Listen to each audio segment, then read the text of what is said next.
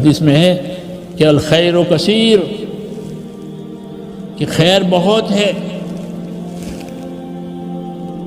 اللہ کی طرف سے، خیر بہت، وقلیل فاعلہ، اور اسے کرنے والے یہ تھوڑے۔ اس لیے ہمارے دلوں کو گویا ایک طریقے سے اپیل اور ترغیب کی گئی ہے کہ ان تھوڑوں میں سے بنو، تھوڑوں میں سے بنو تاکہ خیر کماؤ۔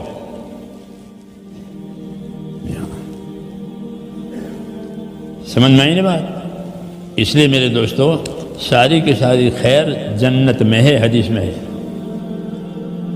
ساری خیر جنت میں، وہ سارا شر وہ کہاں ہے کہ وہ جہنم میں، وہاں کوئی خیر نہیں ہے، ساری خیر جنت میں ہے۔ وہ جنت میں جانے کا ایک ہی راستہ ہے، وہ دوزخ میں جانے کے، دوزخ میں جانے کے بہت ایک ہی راستہ جنت کا، باقی سب بھٹکنے کے، بھٹک بھٹک کے لوگ دوزخ میں جائیں گے۔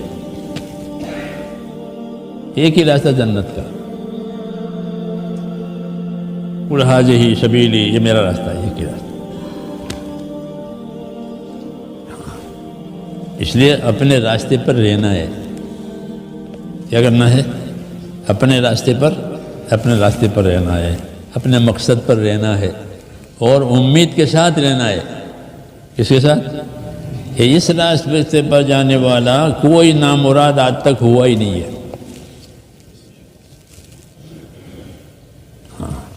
دنیا میں بہت طوفان آئے، بہت حالات آئے، آئے ہوں گے، لیکن اس راستے کا کوئی آدمی نامراد نہیں ہوا۔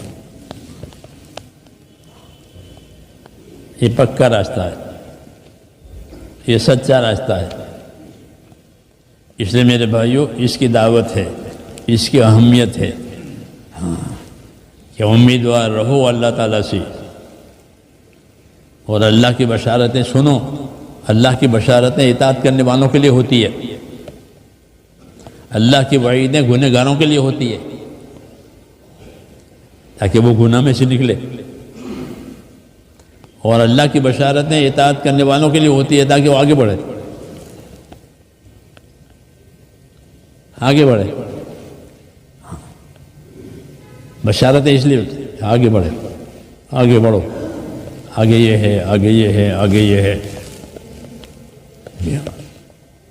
ترقی کریں، اپنی ذمہ داریوں کے پورا کرنے میں ترقی کریں۔ جی ہاں، تو اس میں بشارت دیتے تھے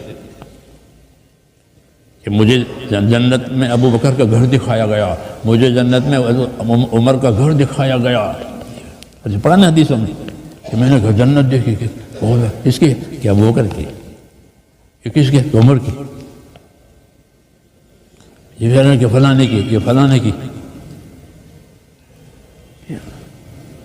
یہ بشارتیں ہیں کہ بلال میں نے تمہیں آگے آگے دیکھا، آگے آگے جا رہے ہیں، جنت میں آگے آگے جا رہے ہیں۔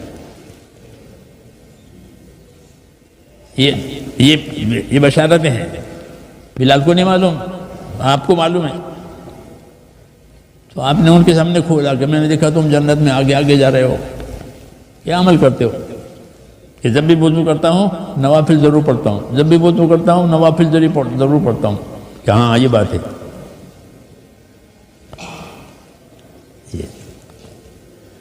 یہ سب باتیں ہیں، سمجھے نہیں؟ ایک ہے بشارتوں سے چلانا، جیسے مشین کو آئل سے چلاتے ہیں، مشینوں کو کس سے چلاتے ہیں؟ پانی سے۔ آئل، ہوائی جہاز کا آئل الگ ہے، ٹرک کا آئل الگ ہے۔ ٹرک کے آئل سے ہوائی جہاز چلے گا؟ نہیں چلے گا، وہ الگ ہے۔ جی ہاں، ایسے میرے دوستو اللہ تعالیٰ ایمان والوں کو ایک بشارتوں سے چلاتے ہیں، اس لیے ہماری نظر ایک تو بشارتوں پہ ہونی چاہیے کہ مجھ کو کیا ملے گا.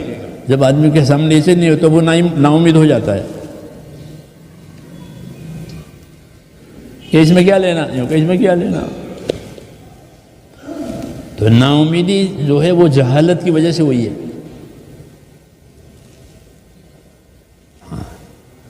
اس لیے کہتے ہیں کہ اللہ کی بشارتیں لو، فضائل کو یاد کرو. کس کو؟ کہ عمل کے ساتھ جو عمل کی فضیلت ہے، عمل کے ساتھ جو عمل کی بشارت ہے، جب وہ ہوگی تو پھر ایسا ہی مشین کو آئل ملی کہ مجھ کو اللہ یہ دینے والے ہیں، تو وہ کیوں پیچھے رہے گا؟ وہ کیوں پیچھے رہے گا کہ مجھ کو تو اللہ یہ دینے والے ہیں. زندگی بے بندگی شرمندگی، زندگی بابندگی خورشندگی. زندگی بے بندگی شرمندگی، یہ کچھ نہیں کیا، کھایا پیا اور مر گیا، تو اس کو ندامت بھی ہوگی، حسرت بھی ہوگی. کیا ہوگی؟ ندامت ہوگی، پچھتاوا ہوگا، اور حسرت بھی ہوگی کہ یہ میں نے کیا کیا. اس لیے کہ میں اچھی عبادت کروں تاکہ زندگی اچھی بن جائے. تو یہ سب باتیں میرے دوستوں اس لیے سکھائی ہیں کہ ہم میں سے ایک ایک اپنی زندگی کی ذمہ داری کو سمجھے، اللہ سے مانگے اور کرے. ہر ایک کا اللہ سے اپنا معاملہ ہے. جی ہاں، ہر ایک کا اپنے اللہ سے معاملہ ہے. اس لیے اپنا اور اللہ کا معاملہ صحیح کرے. حدیث شریف میں ہے کہ من اصلح ما بینہ و بین اللہ اصلح اللہ ما بینہ و بین خلقہ، کہ جو اپنا اور خدا کا معاملہ ٹھیک کر لے گا تو اللہ اس کا اور مخلوق والا معاملہ خدا ٹھیک کر دے گا. یہ چابی بتائی مشکلات کے حل کرنے کی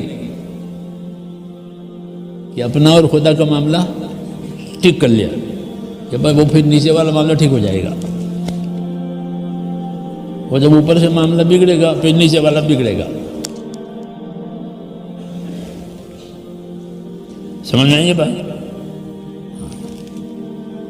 اسے فرمایا کہ من اصلح ما بینہ و بین اللہ اصلح اللہ ما بینہ و بین خلقہ، کہ جو اپنا اور خدا کا معاملہ ٹھیک کر لے تو پھر نیچے والے سارے معاملے ٹھیک ہو جائیں گے. کیونکہ اوپر سے فیصلے آتے ہیں. کیا آتے ہیں؟ فیصلے. مخلوق بھی اللہ کی ہے، فیصلہ بھی اللہ کا ہے. یہ مخلوق ہے، زمین آسمان چاند سورج ہم سب.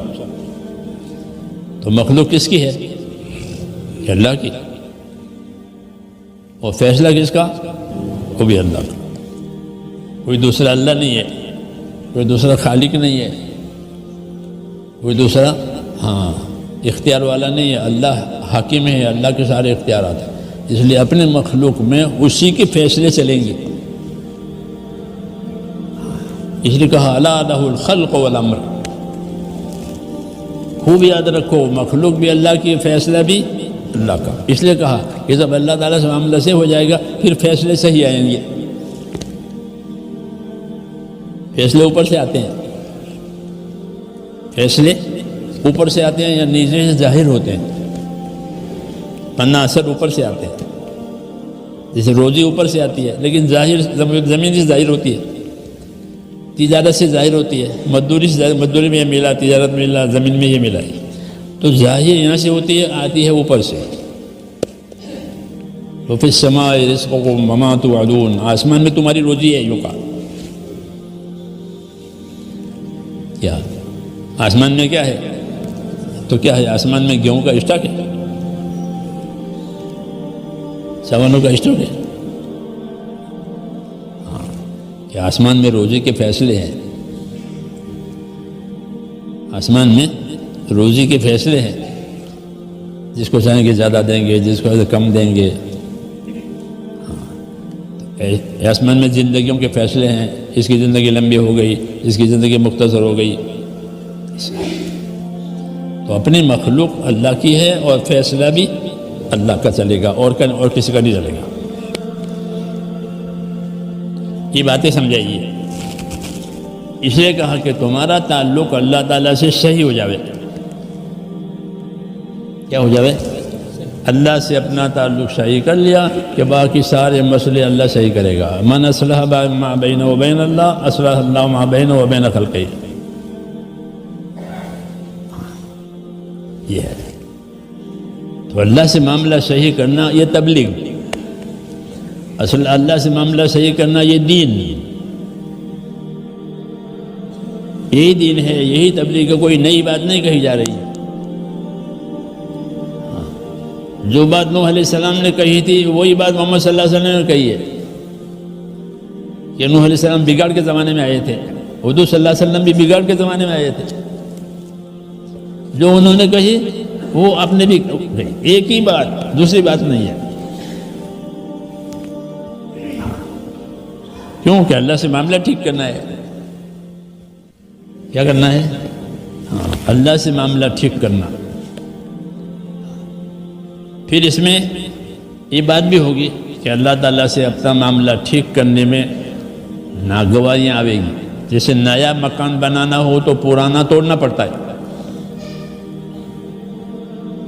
اس کے پیسے دینے پڑیں گے، توڑنے کے بھی پیسے دینے پڑیں گے، اور ملبہ پھینکوانے کے پیسے دینے پڑیں گے. پھر نیا سامان بھی خریدنا پڑے گا. یہ سب یہ کیا بات ہے کہ نیا بن رہا ہے تو اس کو کوئی نقصان نہیں کہتا. کہتا ہے کسی توڑنے میں اتنا نقصان ہوا، ملبہ پھینکنے میں اتنا نقصان ہوا، کوئی نہیں کہتا. کیونکہ نقصان ایک بہت بڑے مقصد کے لیے ہے، اس لیے یہ نقصان نہیں. اس لیے مسلمان کا نقصان نہیں ہوتا. جبکہ وہ دین کے لیے کوئی کام کر رہا ہو تو اس کا وہ نقصان نہیں ہے. اس کو مذہب کی زبان میں قربانی کہتے ہیں. کیا کہتے ہیں؟ کہ تمہارا نقصان ہوا کہ نہ، تو بھی کیا ہے؟ میں قربان. حضور صلی اللہ علیہ وسلم میں انگلی کٹ گئی بدر احد میں، تو فرمایا کوئی بات نہیں، تو ایک انگلی تو ہے اور اللہ کے راستے میں کٹی ہے، کیا بات ہے؟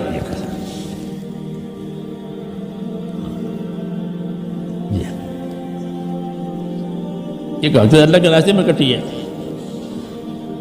تو یہ کوئی نقصان، یہ نقصان نہیں ہے. کیونکہ یہ نقصان ہے کسی بڑے کام کے لیے. تو جو نقصان کسی بڑے کام کی آمد کے لیے ہو رہا ہو وہ نقصان نہیں مانا جاتا، بلکہ وہ کیا کہا جاتا ہے اس کا نام، تو اس کا نام قربانی ہے. اس لیے اللہ سے جو امیدیں پیدا ہوگی اور یقین پیدا ہوگا وہ قربانیوں سے ہی پیدا ہوگا. کہ اللہ سے امید کہ وہ قربانیوں سے پیدا ہوتا. ان الذین آمنوا والذین ہاجروا وجاہدوا فی سبیل اللہ اولئک یرجون رحمت اللہ واللہ غفور رحیم. کہ جو لوگ ایمان لائیں گے، ہجرت کریں گے، اللہ کے راستے میں جد و جہد کریں گے، یہ بولے ہو جو اللہ کی رحمت کے اور مدد کے امیدوار ہیں. ان کو امید کرنا چاہیے. جیسے پرانا توڑ رہا ہے کہ ہاں ان کا نیا لگانا چاہیے، اور پرانا نہیں، میرا پرانا نہ ٹوٹے، میرا پرانا تو نیا بھی نہیں بنے گا. ہے نہیں بھائی؟ تو یہ کہا جو ایمان لائیں گے، ہجرت کریں گے. ایمان کے بعد ہجرت سب سے بڑی قربانی تھی. مہاجرین پوری امت میں سب سے بڑی قربانی والے ہیں. حضور صلی اللہ علیہ وسلم خود مہاجر ہیں. حضور صلی اللہ علیہ وسلم خود بھی مہاجر ہیں، اپنے بھی وطن چھوڑ دیا ہے. جی نہیں چاہتا تھا وطن چھوڑنے کا. جب جا رہے تھے تو مکے کو دیکھ کر کہے مکہ میرا بالکل جی نہیں چاہتا تجھے چھوڑوں، لیکن میری قوم ہے جو مجھے تنگ کر رہی ہے. آدمی وطن نہیں چھوڑنا چاہتا. تو وہ وطن تو مکہ جیسا وطن دنیا میں نہیں ہے، ایسا وطن دنیا میں نہیں ہے۔ ہوتے آدمی کو وطن سے محبت ہوتی ہے، خاندان سے محبت ہوتی ہے، تو ہجرت ہوئی، اس لیے بڑی قربانی ہوئی مہاجرین کی، قربانی دی ہے، بڑی قربانی مہاجرین کے طبقے کی۔ ان الذین آمنوا وہاجروا، ایمان کے بعد دوسرا نمبر اللہ کے اطاعت میں ایمان لانا، یہ تو سب سے پہلا، اور پھر کہ ہجرت کرنا، پھر جان مال لگانا۔ ہاں یہ سچے ہیں، یہ اللہ کی رحمت کے امیدوار ہیں، اور اللہ غفور الرحیم ہے، ان کی امید پوری کریں گے۔ یہ طریقہ بتایا، یہ کیا بتایا؟ ہاں کہ ہم ذمہ داریاں پوری کریں گے اور اللہ مدد کریں گے، ہم ذمہ داریاں پوری کریں گے اور اللہ مدد کریں گے۔ یہ اصولی بات ہے، یہ کیا ہے؟ اصولی بات۔ اس لیے کہتے ہیں ذمہ داریاں تلاش کرو کہ کیا کرنا ہے۔ انبیاء کرام تقاضے تیار کرتے ہیں اور امت تقاضے پورے کرتی ہے، یہی طریقہ ہے مسنون، یہ مسنون طریقہ ہے۔ یہ تقاضے پیدا کیے جائیں گے اور پھر ان تقاضوں کو پورے کیے جائیں گے کہ بھئی فلاں ملک کا تقاضا ہے، بولو اس کے لیے کون تیار ہیں؟ حضور سمجھ سکتے فلاں کام ہے، اس کے لیے کون تیار ہے؟ تو وہ کھڑے ہو جاتے کہ میں تیار ہوں۔ ہاں اس طرح ذمہ داریاں پوری ہوتی ہیں۔ ان ذمہ داریاں پورا کرنے میں نقصان بھی ہوتا ہے، جان مال کا نقصان ہوتا ہے۔ ہاں کیونکہ جنت کا جو نقشہ ہے وہ جنت ناگواریوں پر بنائی گئی ہے۔ کس پر؟ جنت ناگواریوں پر ہے کہ جو جنت میں جانا چاہے تو کس طرح سے جائے کہ ناگواری کے راستے سے جائے، اور جو جہنم میں جائے تو کہ منچاہی کے راستے سے جائے۔ یہ حدیثوں میں ہے، یہ حدیثوں میں ہے کہ جنت کے راستے میں کیا چیزیں ہیں کہ ناگواریاں ہیں، نفس کے خلاف باتیں ہیں، اپنے نفس کے خلاف جنت کے راستے پر، اور دوزخ کے راستے پر سب من چاہیے، کسی کی مت سنو، اپنی کرو۔ جی ہاں سمجھ میں آئی بات؟ اس لیے اس راستے کے لوگ بہت ہیں منچاہی والے، اس راستے کے تھوڑے، اس راستے کے تھوڑے۔ وَقَلِيلٌ مِّنْ عِبَادِيَ الشَّكُورُ، کہ میرے بندوں میں شکر کرنے والے، کام کی قدر کرنے والے یہ تھوڑے۔